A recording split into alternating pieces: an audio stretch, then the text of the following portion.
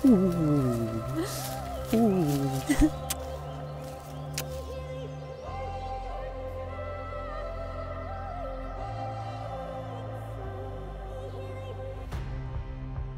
prvom rade by sme chceli poďakovať však našim rodičom za to, že nás celý život podporovali a ľúbili. Bez vás by sme tu dneska nestáli.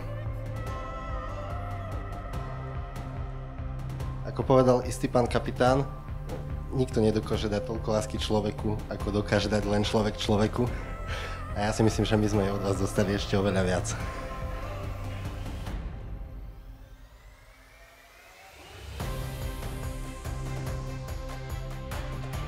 Ako možno viete, spoznali sme sa v prvý školský deň na gymnáziu, kde sme boli 6 rokov spolužiaci. Sice sme spolu dobre vychádzali, ale úprimne nikdy by nás nenapadlo, že spolu skončíme. Potrebovali sme asi obaja zistiť, že čo v živote potrebujeme, hľadáme a čo vlastne aj chceme.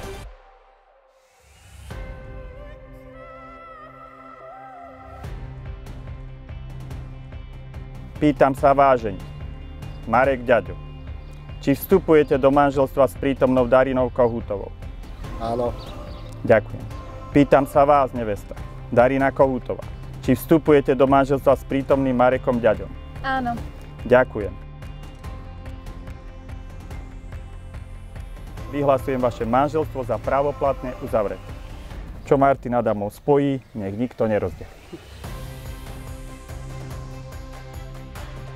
Ja si na Marekovi najviac cením, že ma vždy ponúkne sladkým, keď má nízky cukor. Zároveň ma vždy pobaví, pretože pozná naspamäť všetky hlášky zo vtipných videí od roku 2003. A je úžasné, že doma sa mení na najväčšieho speváka, aj preto má odo mňa prezývku Papagajčí Bob.